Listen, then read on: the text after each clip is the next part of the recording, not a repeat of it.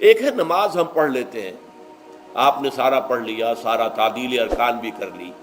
لیکن اگر آپ کا اللہ کے ساتھ ڈائریکٹ کمیونین اور ڈائریکٹ کمیونیکیشن قائم نہیں ہوا تو نماز، جس کو کہ کہا گیا کہ الصلاۃ معراج المومنین، جو قرب حضور کو حاصل ہوا معراج میں، وہ ایک بندہ مومن دنیا میں رہتے ہوئے حاصل کر سکتا ہے نماز میں، اگر اس کی روح جو ہے واقعتاً ہم کا نام ہو رہی ہو الحمدللہ رب العالمین الرحمن الرحیم مالک یوم الدین اہدنا الصراط المستقیم ایاک نعبد و اگر ہم واقعتاً ایسے کہہ رہے ہوں کہ ہمیں احساس ہو کہ ہم اللہ کے حضور میں حاضر ہیں اور عرض کر رہے ہیں، سجدہ کریں تو حدیث میں آتا ہے کہ ایسے محسوس ہو کہ گویا کہ میں نے اپنا سر اللہ کے قدموں میں رکھ دیا ہے، یہ ہے نماز۔ اب جو گفتگو ہو رہی ہے یہ ہم کلامی ہے، الصلاۃ معراج المومنین،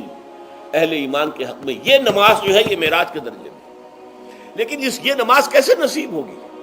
اگر روح سوئی ہوئی ہے، دبی ہوئی ہے، پسی ہوئی ہے، مزمحل ہے یا مردہ ہے؟ یہ نماز کیسے حاصل ہوگی؟ چاہے آپ پانچوں وقت کی نماز پڑھ رہے ہوں، چاہے آپ نے ہیبٹ بنا لیا ہو نماز کو، چاہے خوش بھی ہو گیا ہو، لیکن یہ کہ جب تک وہ روح بیدار نہ ہو، جب تک ہم کلامی نہ ہو، افلاق سے آتا ہے نالوں کا جواب آخر، اٹھتے ہیں حجاب آخر، کرتے ہیں خطاب آخر،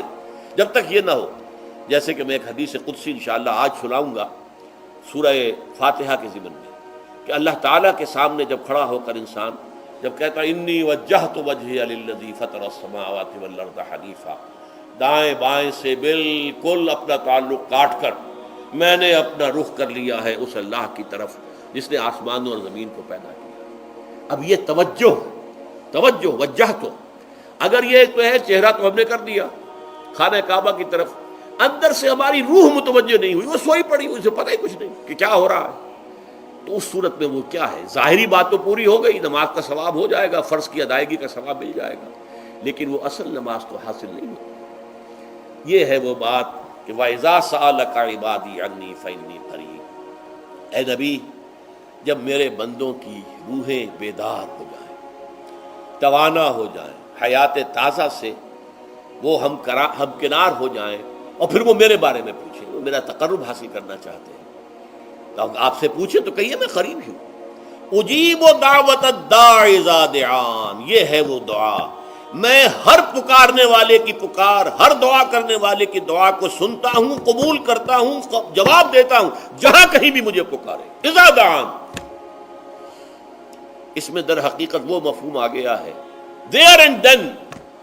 where ever، آپ اپنے گھر میں ہو کر پکاریں اللہ کو، آپ بستر پر لیٹے ہوئے پکاریں اللہ کو، الذین یذکرون اللہ قیاما وقعودا وعلی جنوبہم، ہاں ٹھیک ہے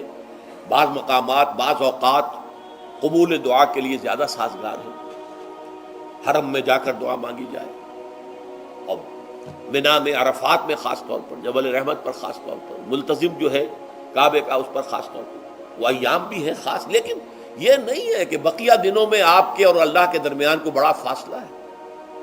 یہ سارا دنیا میں مشرکانہ نظاموں نے تصور پیدا کیا، اللہ تو دور ہے دور ہے دور ہے دور ہے، پاک ہے پاک ہے پاک، تم ناپاک ہو ناپاک ہو ناپاک ہو، اور تم تو بڑی پستی میں پڑے ہو، تم اللہ سے براہ راست ہم کلام نہیں ہو سکتے۔ کوئی درمیانی چاہیے، کوئی لنکس چاہیے،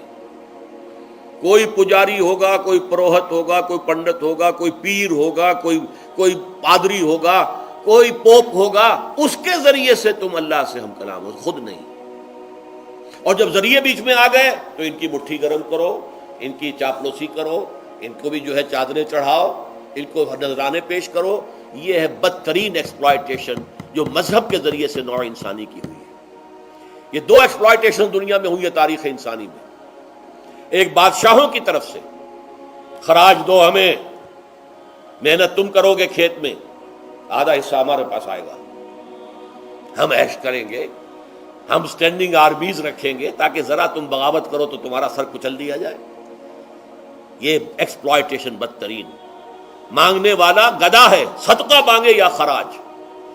دوسری طرف ہم بادشاہ ہیں، ہم چندر بنسی سورج بنسی خاندان ہیں، ہم راجپوت ہیں، حکومت کرنا ہمارا حق ہے، اور یہ پنڈت پروہت جو ہے وہ بھی کہیں گے کہ ٹھیک ہے نصف لی و نصف لک وہذا قوم جاہلون، یہ عوام جو ہے ان کا خون چوسو، ہمیں یہ نذرانے پیش کریں، بتوں کو آ کے چڑھاوے چڑھائیں اور تمہیں خراج دیں اور ٹیکس دیں۔ They are to be exploited, exploit ہو رہا۔ اسلام نے آ کر دونوں کا خاتمہ کیا، کوئی ملوکیت نہیں۔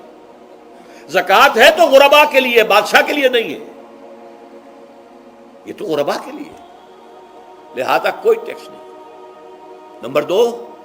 اللہ سے ہم کلام ہونے کے لیے کسی دربان، کسی جو ہے پہرے دار کی مٹھی گرم کرنے کی ضرورت نہیں، جب چاہو ہم کلام ہو جاؤ۔ دل کے آئینے میں ہے تصویر یار، جب ذرا گردن جھکائی دیکھ لی۔ یہ تو تم ہماری طرف متوجہ نہیں ہوتے، ہم تو ہر وقت کہتے ہیں، ہر شب کو آخری لمحات جو ہیں، آخری جو گھنٹے ہیں رات کے، سمائے دنیا تک ہم نزول فرما لیتے ہیں تمہارے لیے، اور پکارنے والا پکارتا ہے، حل من مستغفر فاغفر له، ہے کوئی استغفار کرنے والا کہ میں اسے بخش دوں؟ حل من سائل فاعطیہ، ہے کوئی مانگنے والا کہ میں اسے عطا کروں؟ تم ہی سوئے رہتے ہو، الٹا غفیر رہتے ہو، تمہیں ہماری طرف توجہ نہیں ہے۔ اگر ہماری طرف متوجہ ہو جاؤ تو جیسے کہ اقبال نے کہا کہ میرے لیے یہ دربان جو ہے، پیران کلیسا کو کلیسا سے اٹھا دو، کیوں خالق و مخلوق میں حائل رہے پردے،